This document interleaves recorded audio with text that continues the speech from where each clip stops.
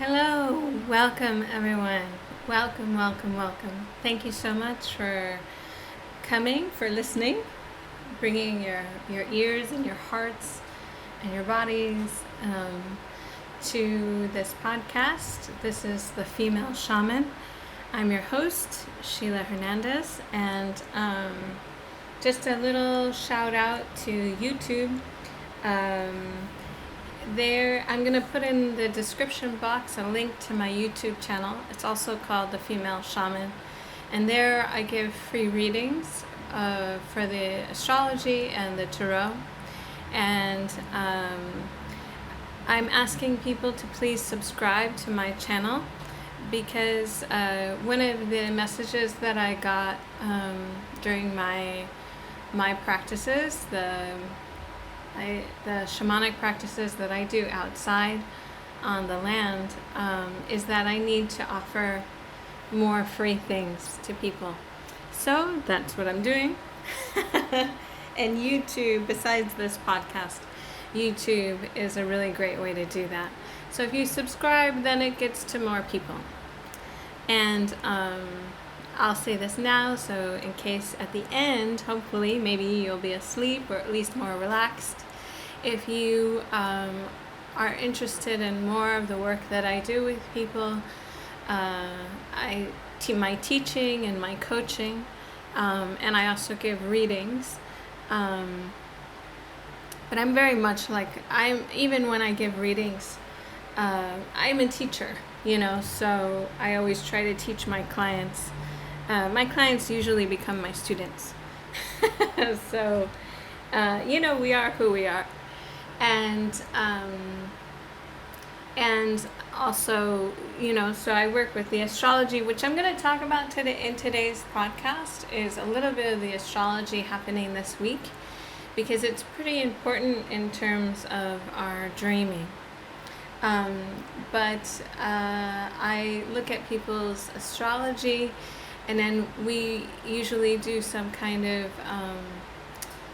hypnotic lucid dreaming practice.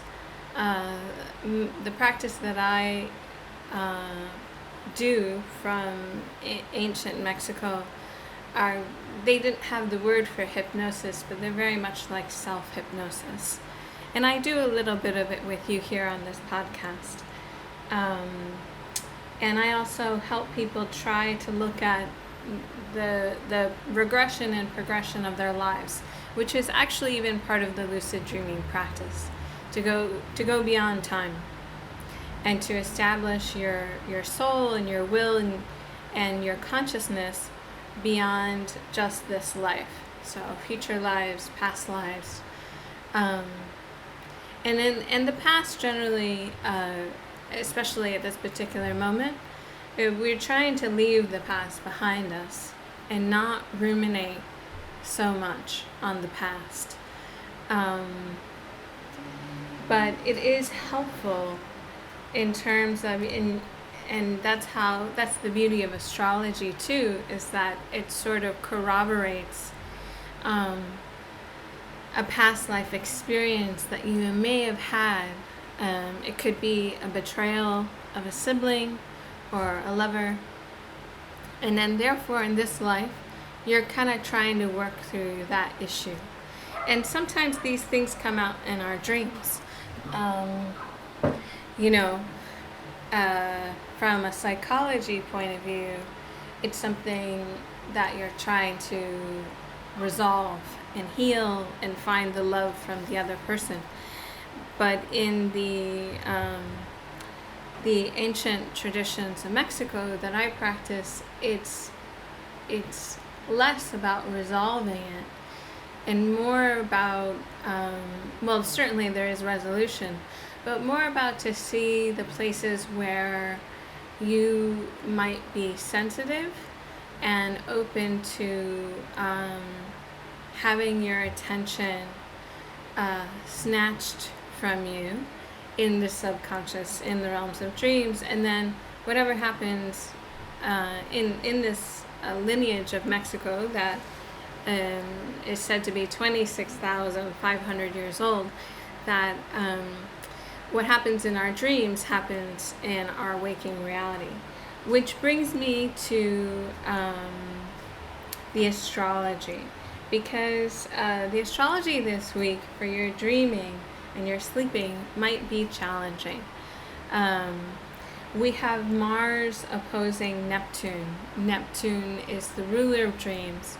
Mars is classically the planet of war, aggression. It's also the planet of passion. And I think that it's important to see that aspect too, of passion, of will, because what we do in lucid dreaming is to engage our will even in the subconscious or semi-conscious dream state. So you start with the semi-conscious of getting very relaxed, like we've done in other episodes together, using your breath to slow your heartbeat and becoming very relaxed, putting your mind into what's called a delta state, gamma, then delta, and then engaging your will. And then over time, like it doesn't usually happen overnight, even with the most gifted psychic dreamers, it doesn't happen overnight. It takes practice. So, you have to do it on a regular basis. And then the more that you get used to engaging your will in a semi-conscious state, then the more you will, that will bleed into engaging your will in the fully subconscious state. And that is the state of your dreams. So, in the Mars opposing Neptune, an opposition in astrology is a relationship like a tug of war, and it's certainly a relationship.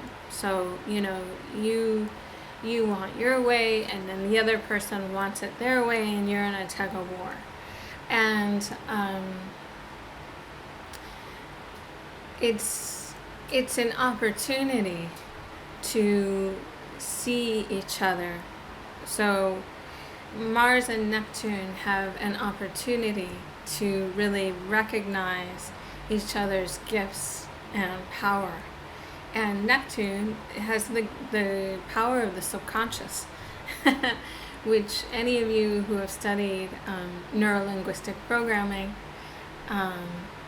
which I use in my coaching, is the subconscious is incredibly powerful. They say that the subconscious is the thing that actually gets you what you want. The subconscious actually dictates to the conscious mind. And Mars is our will, and our ego. It can be aggression and can be passion. So in your dreams, there might be conflict. There might be like passion and sex scenes. There might be like just having a really good time, like doing drugs or getting drunk or being at parties. All of that will probably be happening in your dreams, if your dreams are anything like my dreams. And you might also have trouble going to sleep. So we're going to really focus on this episode to try to help you sleep, because Mars is not a sleepy planet. It's the planet of action. So you may be looking for tools to help you sleep. And that brings me kind of to my second point here, which is the Venus opposed Chiron. So last night I was having trouble falling asleep because I ate very early, and so I ate at like 6 o'clock, and so I was hungry when I was going to sleep. And I started listening to things, I have a whole litany of things to help me sleep, and YouTube suggested this Wayne Dyer. It has like 2 million listens. You're supposed to do it for 28 days. Wayne Dwyer, Dr. Wayne Dwyer, is reading this sort of self-help paper, and he was talking a lot about confidence. He kept repeating the word confidence, which is a subconscious tool, to repeat things. And the classical example of that is something I actually studied in college around I studied semiotics and ethnic studies and rhetoric. And in semiotics is the study of symbols, but it's also, in the sphere of ethnography, you study symbolism in folk culture and ancient cultures. And in many ancient cultures, they were oral traditions, right? And so all the songs and the stories had a lot of repetition. And the repetition is so it enters into the subconscious. And then once it's in the subconscious, well, then you have it in your memory. So, and I was thinking about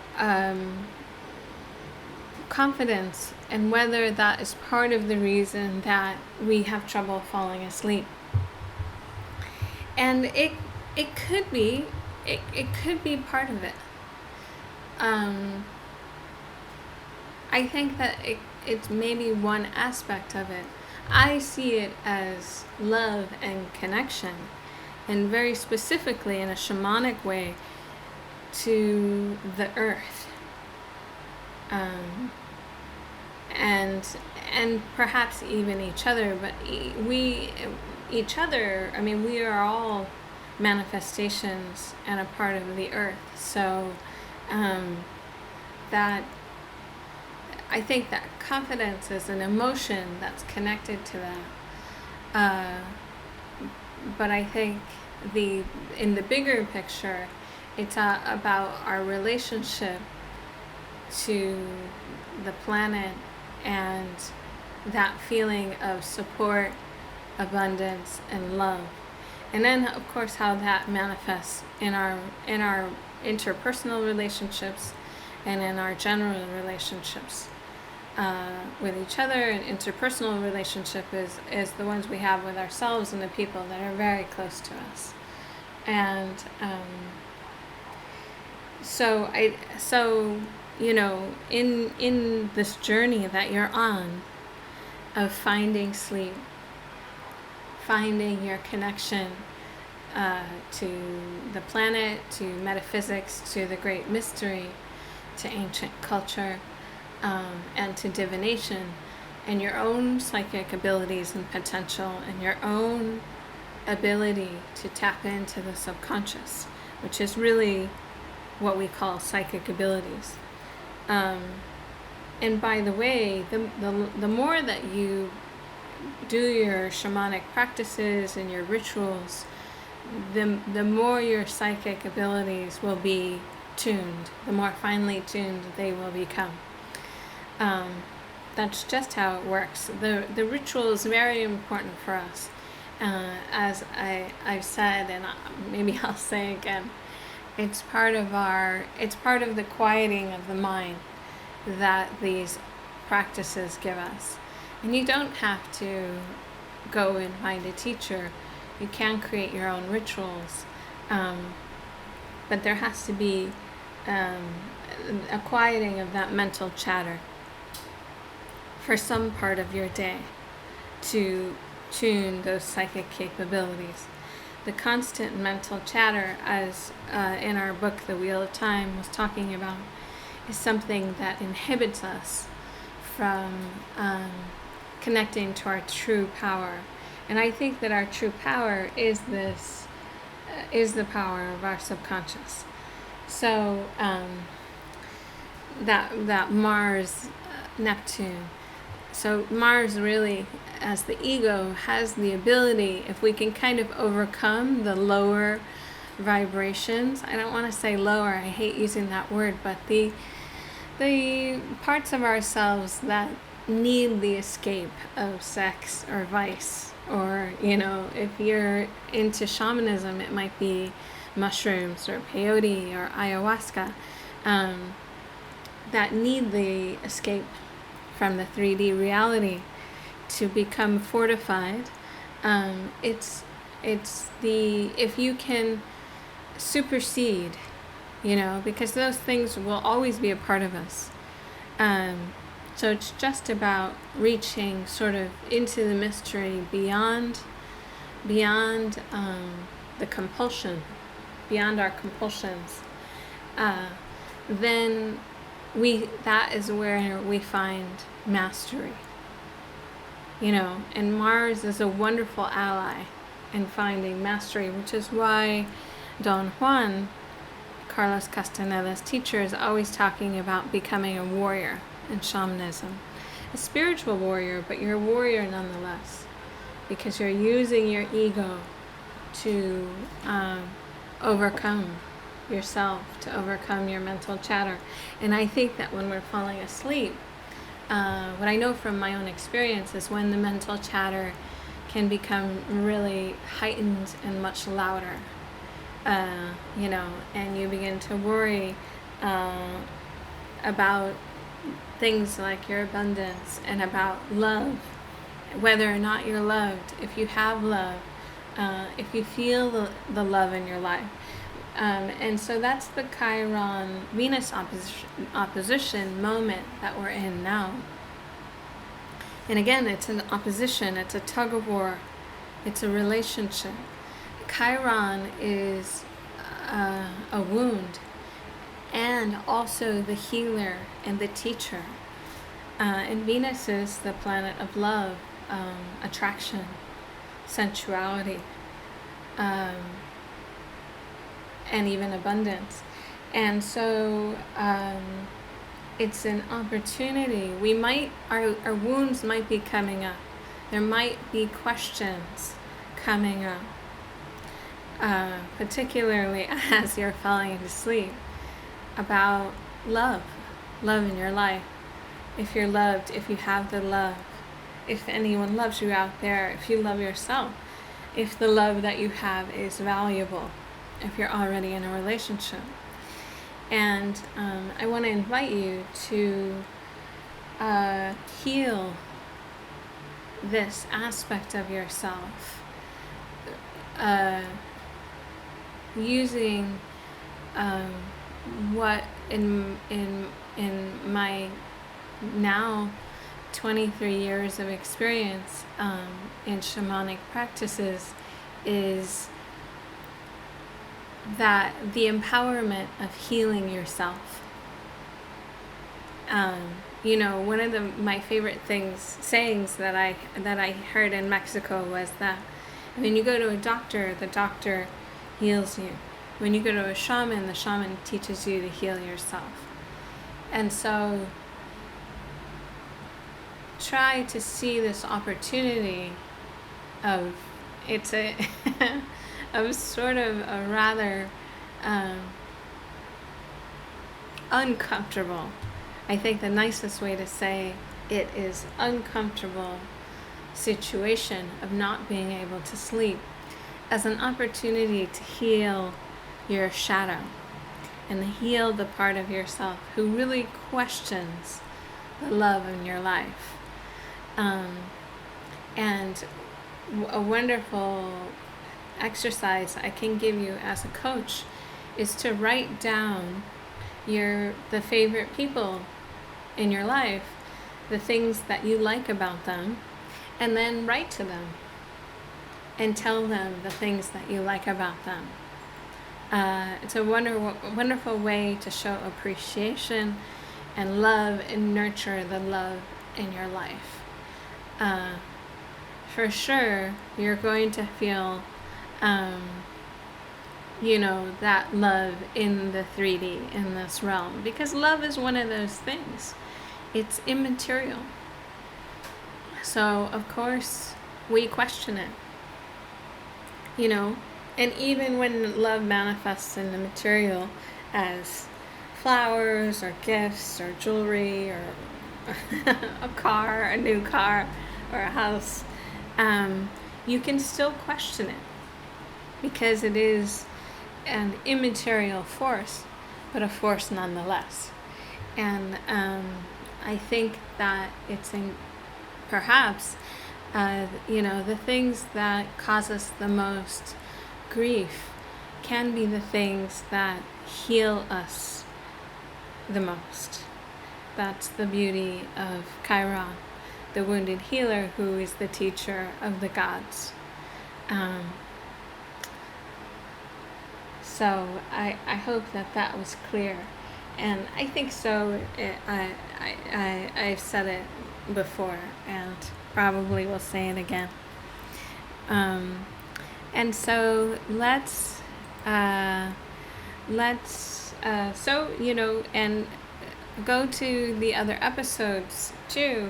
I probably won't do a meditation with you today because I'm going to really try to just get you to sleep. But practice the other meditations in the other episodes to help you. And so I will read from The Wheel of Time by Carlos Castaneda, and it's from the book Journey of Ishlan.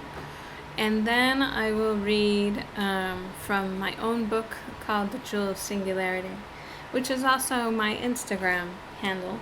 If you're wanting to join, connect with me on Instagram, it's at Jewel of Singularity. And I'll just read a little bit from Carlos Castaneda and go into my book because I think that the Don Juan is something that you really want to listen to and may not put you to sleep. But my book has a lot more words and is more descriptive and so therefore easier to sleep to. So page 95 from The Wheel of Time by Carlos Castaneda.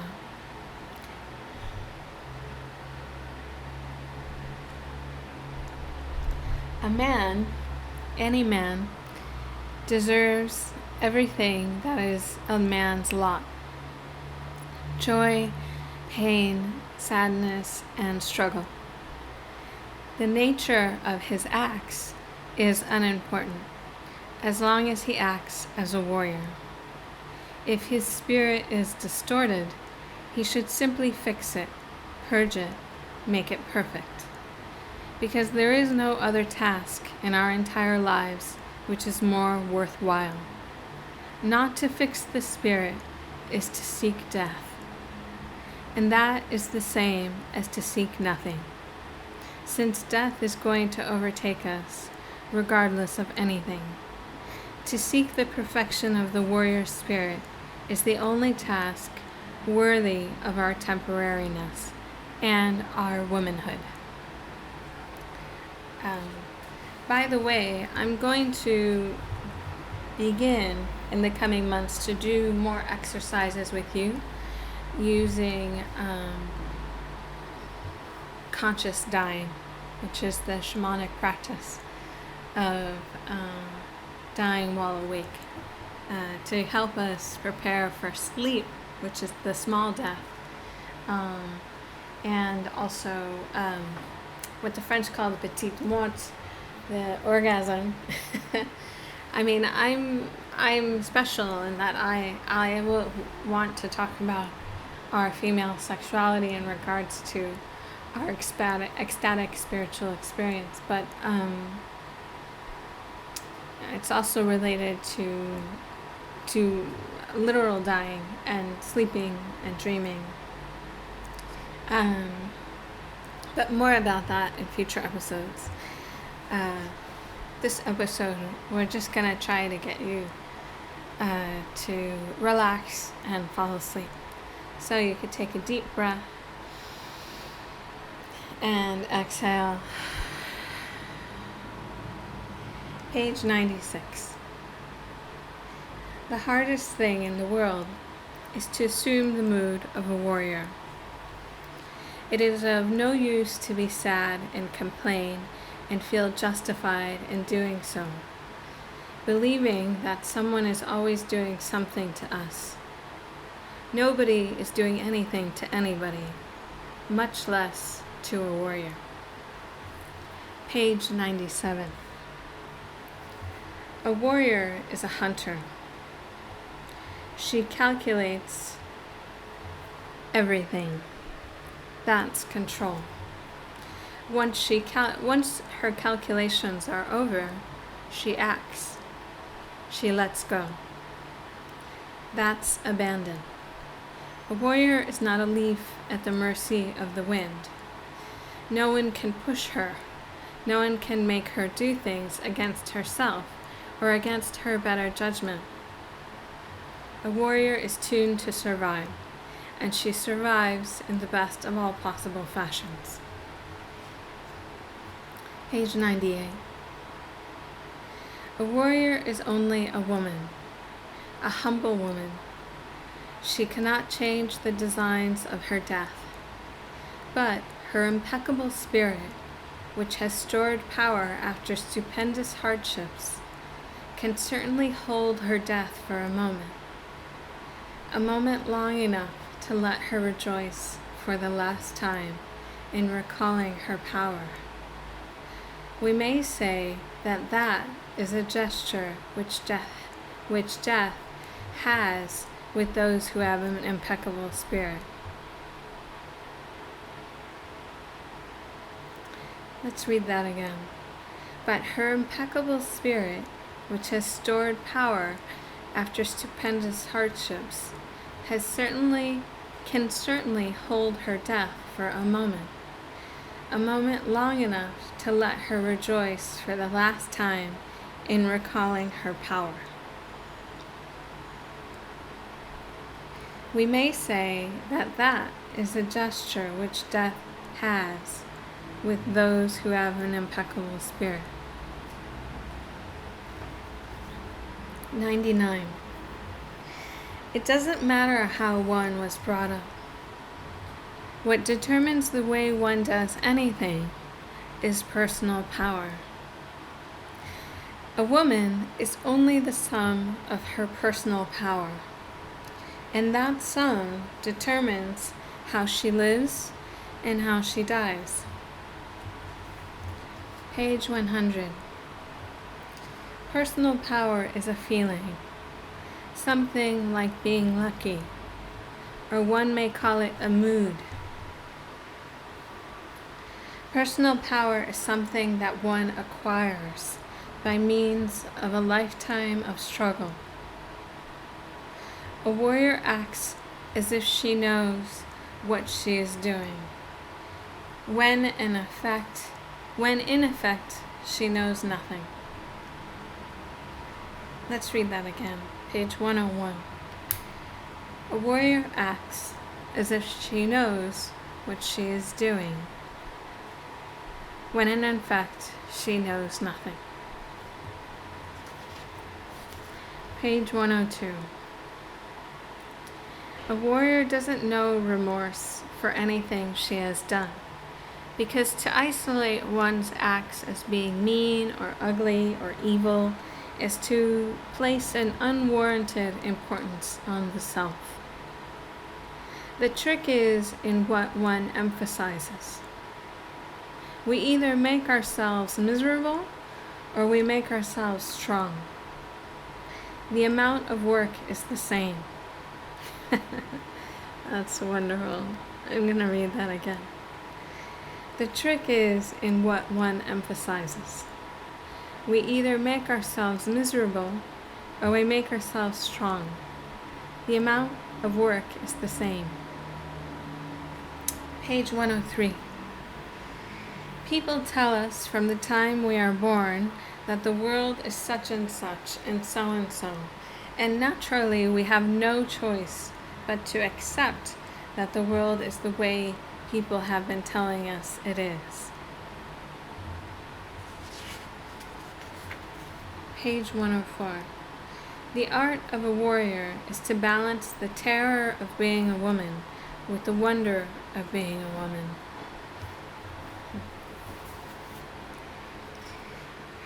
And we'll leave the Wheel of Time for future episodes.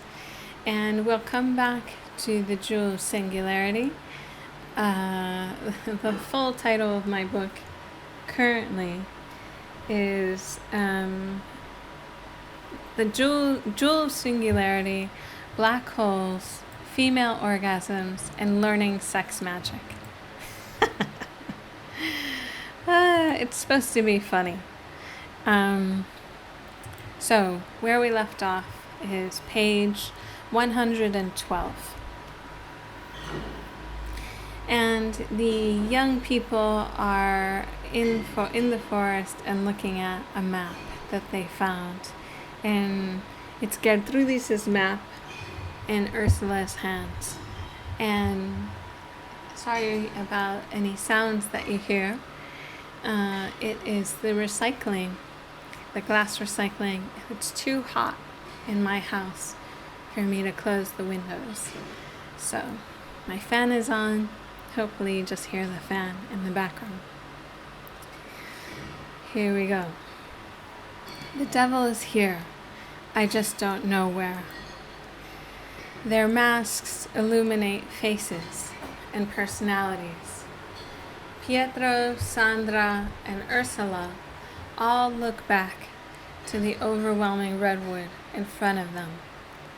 The crocodile tattooed into the trunk is surrounded by soft, moist orange bark just recently grown in.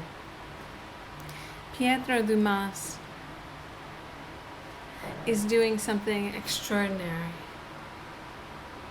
He is lowering and closing his umbrella. The girls are completely dry under the moon-filled night sky, staring at him. Oh boy, the wind is talking to us. Pietro Dumas walks closer to the redwood tree. He pauses in front of the tree. The storm over his head in full force. He is soaking wet. Pietro Dumas stares at the crocodile and is opening his hand to make a move toward the tree. Huge pellets of rain splash on his hand, face, and pristine collared shirt. At that exact moment, his slender white hand is pulling the fresh new bark back from below the tattooed crocodile. A thin, bright ray of lightning flashes from his miniature thunderstorm and strikes the tree. And for those of you who don't remember, which is probably most of you, since it was a month ago that we read from my book, Pietro Dumas has a mini thunderstorm which follows him around. That's part of his character. So you see, my book isn't quite reality. It's more like, you could say it's speculative fiction, or you could say it's fantasy, you could say that it's magic realism. I think I would probably call it magic realism. But perhaps that's because I love surrealism. So, a little thunderbolt strikes the tree, and the thunderbolt strikes right where there is a crocodile carved into the redwood tree. And redwoods, as you may or may not know, are older on the inside and newer on the outside. So somebody from ancient times carved this crocodile into the redwood tree. Lightning strikes. So a black hole burns the moist orange and red bark right where the lightning struck. Thick gray smoke is gathering on the black spot. The thick gray smoke coils into itself and changes color from gray to black. The three are looking at the smoke morphing into some kind of animal. It looks like a large bird with open wings. Sandra's mouth is open and her eyebrows are knitting furiously together.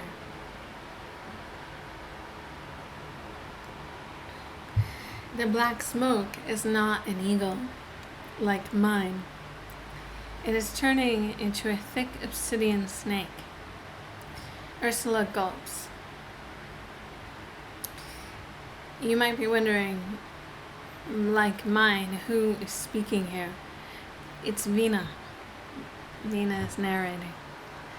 And Veena classically rides the back of the giant black eagle, which Don Juan and Carlos Castaneda refers to in The Wheel of Time, which is perhaps why I'm reading both books together, so you have to understand the shamanic context for my own book, which is a book of fiction. So Veena is talking about her own black eagle. So the black smoke is not an eagle like mine. It is turning into a thick obsidian snake. Ursula gulps, trying not to move. Pietro Dumas takes a step back from the tree. The snake slithers down the front of the corrugated redwood trunk. All three are now taking a few steps back. The snake slithers onto the refuse of paper on the orange needle-ridden ground. That's pine needles on the ground, which the paper is laying on. The paper is scattered, wet and wilted on the soil. The black smoke snake disappears.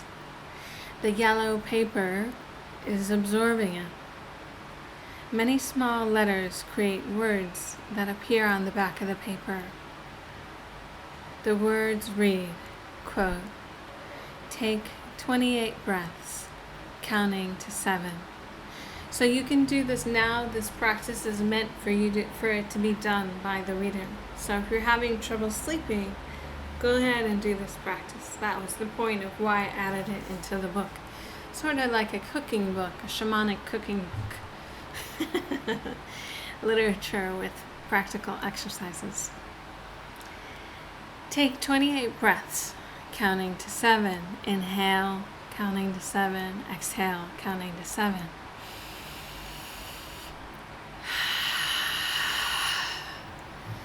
Imagine the moon entering your crown as the earth is entering through your feet. The earth and the moon meet at your heart, creating the Toltec blood serpent.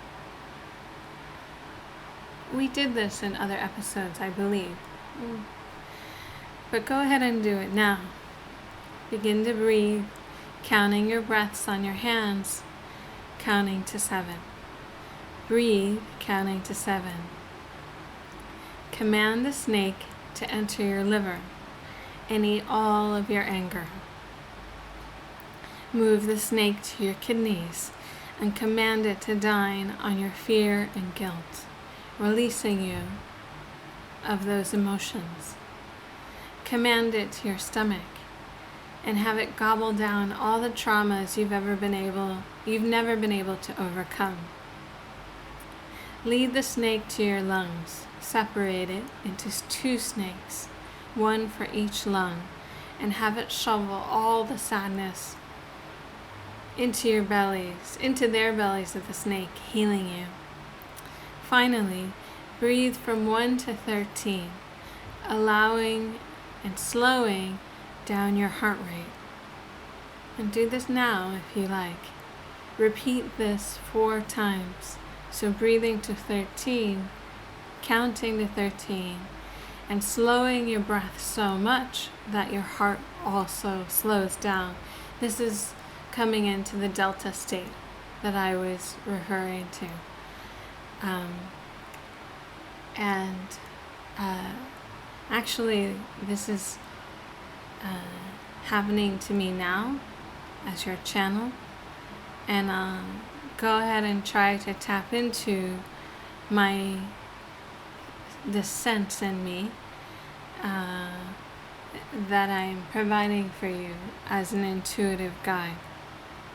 You might feel some numbness in your legs and your arms, which is how I feel it. You might be feeling lightheaded, which is also how I'm feeling it now. Your legs might be feeling numb.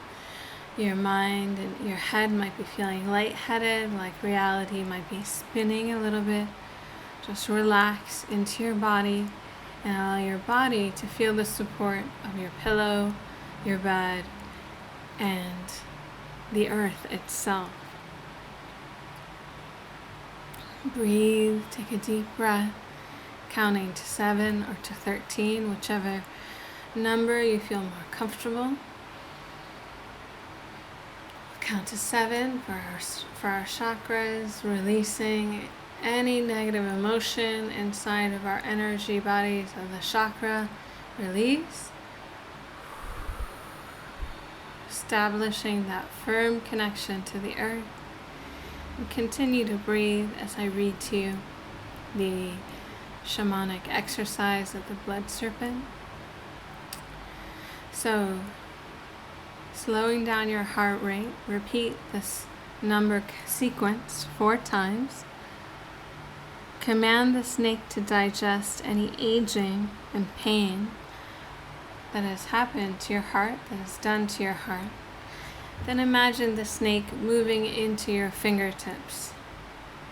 Point your fingertips to the earth. This might create a little bit of sweatiness into your hands. It also might make your hands feel a little bit swollen. And release the snake back from where it came, into the earth. So connecting to the earth in that way through your fingertips.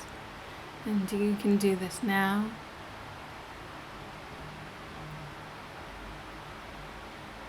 Tell the earth you want to heal.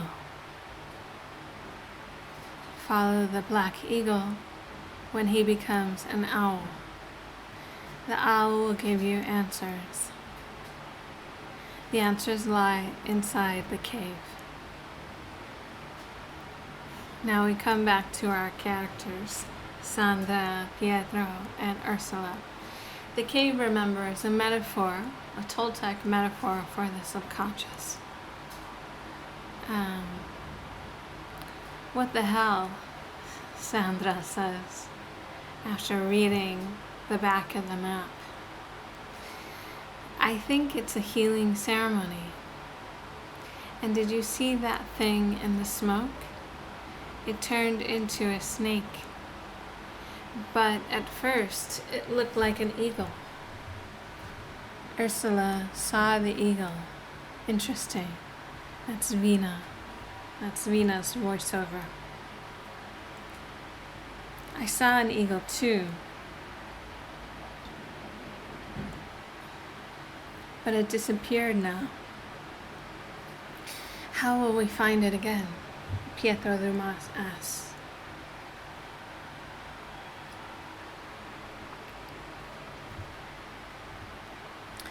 Sandra puts her hand on the invisible watch on her wrist.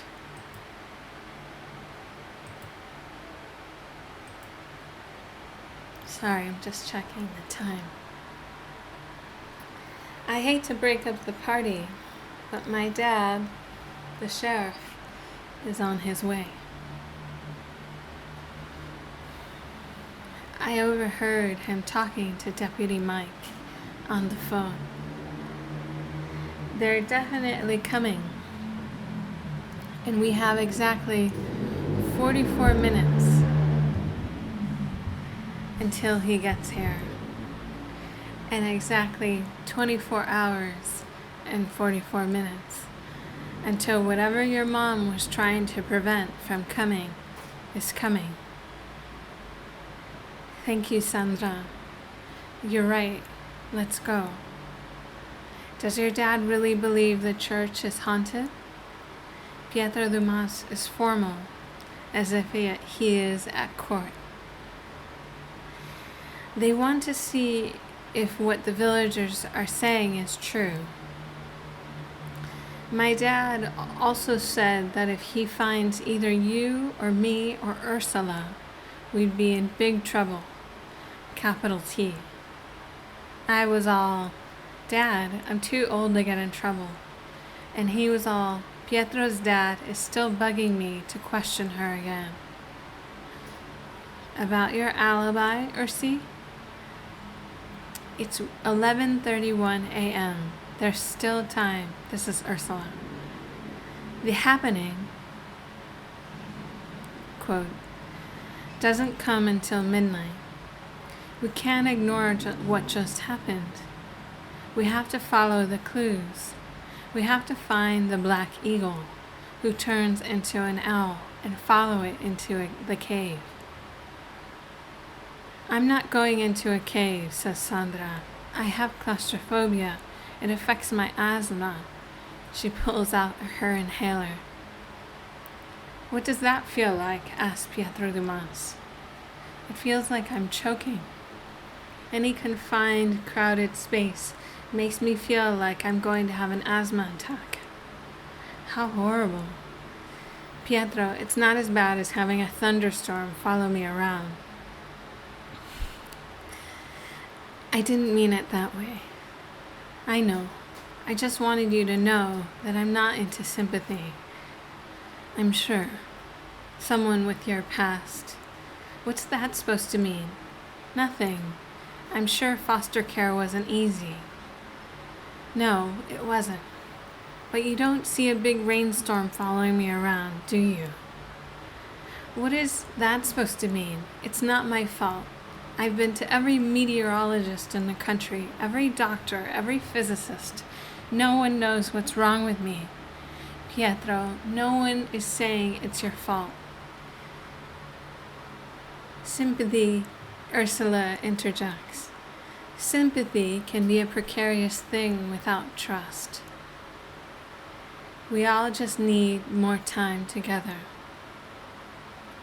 At that moment, Ursula stops when she hears a sudden screech echoing through the misty redwood trees. The caw is coming from the west, and the ocean as it travels east towards the gray granite face of the mountain. The young people are on the eastern peak of two great mountains. They are dangerously close to the gap between the two peaks. The screeching begins again. Ursula moves towards the rock face, away from the trees. Wings beating the air, rush above the three. Sorry, when I'm in this semi-conscious state, it's harder for me to talk and to read. But I like it. I like that this is happening for you, for us, for the podcast. So I'll continue. I also like this part of my book. Ursula, Pietro, and Sandra simultaneously look up and see a white owl soaring above them between the tree line and the gray mountain. Just below, where they can see the tips of the owl's wings, is a very black opening. It's a cave. At the mouth of the cave is an old Olmec face carved out of the rock. There are long, dried branches wrapped around the face and all along the foot of the cave.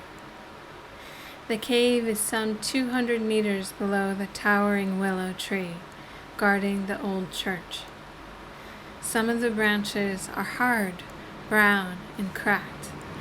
Other branches are fresh, still holding the water of life. There's a great gaping hunger inside that cave. I can feel it even above in the trees. This is Veena talking now. The fourth omniscient, fourth voice narrative omniscient. The kids are frozen, standing in front of it. By the way, she's omniscient. She's not really omniscient. Veena gathers her perception of the kids from the wind. So the wind is her doorway, her psychic doorway, the messenger, so that she can see things from the past and the present and the future. She actually doesn't see into the future though. She only sees the past and the present, which by all counts is easier. Okay. Now the wind is talking to me. This aspect of psychic abilities was inspired by my practices and the wind constantly talking to me when I was doing healing work with a shaman on a spiritual run that I went on from Canada to New Mexico. His name was Big Phil. And anyway, every time he would do healing work on all of us runners, and every time I helped him, the wind would pick up. And it became like a joke for us, between me and Phil and all of the runners, my friends. So I wanted to write the wind into this book as a character, which it gets more developed in the end, I think. It becomes more clear in the end. So, there is a great gaping hunger inside that cave. I can feel it even above in the trees. The kids are frozen, standing in front of it. I imagine they feel it too. You don't have to know. You can feel when something is wrong. A bright rectangular light is going on and off inside Ursula's jean pocket. Her phone, no doubt. There is no sound, only the dull hum of her phone vibrating. Ursula pushes at the side of the rectangle, stopping the light and the vibration. The three look once more at each other, then at the cave. A slight gust blows some of the dried willow branches across the ground. Ursula's phone vibrates again, a white light in the darkness. She looks at her friends. She reaches for her pocket and pulls out her phone. Unknown, says the phone for the caller. Best not to answer it. What if it's Sid or Jaime or someone needs help? Pietro Dumas looks at his own phone. Ursula, I didn't want to tell you this before. I didn't want to scare you. My Molly algorithm has been acting strangely lately. Maybe she was always strange. I don't know. She's not human. I can't tell. Strange how? Ursula asks. Well, she runs my home security system, manages my emails, photos, favorite places, my preferences and likes. And up until recently, it's been all right. But lately, well, she's been kind of controlling. Holy shit, Pietro. She buys your groceries, orders your food, manages your entire digital life. Of course you feel uncomfortable, Sandra comments. It's relatively normal now. It's just you guys live in this little weird town where Wi-Fi is weak and going to the grocery store isn't a harrowing experience. Maybe if people get off their phones long enough to actually talk to people, you wouldn't mind going to the store. Sandra aimed her arrow of truth at Pietro. Here I must let Pietro tell the story, because the cave is listening now. That's Veena. So I'll stop here. As we only have 4 more minutes to the podcast. And so thank you so much for joining and listening to this podcast. I really liked today's episode. I feel proud of it, so if you would like to share it, please do on your social media or Instagram. Been feeling like Instagram is a little bit easier to share things. Maybe TikTok. And I really wish you sleep, and I wish you the strength of your ego in your dreams and in the semi-conscious states of awareness that you enter as you fall into your dreams. I also wish you healing through love, using Venus, what the Toltecs called Quetzalcoatl, the rising star, which can be the energy connected to our chakras, and the rising serpentine energy that raises our chakras as we grow our energetic bodies and strengthen them, and also as we astral project and lucid dream, leaving our body out of the heart, third eye, or crown chakra. So I wish you these things because they're not easy things to attain. And so we must practice. We must aim our will toward this love. We must aim our will to be impeccable, harnessing our spirit and working on our spirit and creating that impeccability of spirit that Don Juan talks about in his teachings. And with that, I release your time and your spirit into the great mystery, into the great unknown, with empowerment and love and integrity, peace and confidence, and connection to the earth, who is our great mother and so much a part of ourselves. So thank you so much, and I'll see you next week. Sending you big love. Thanks. Bye.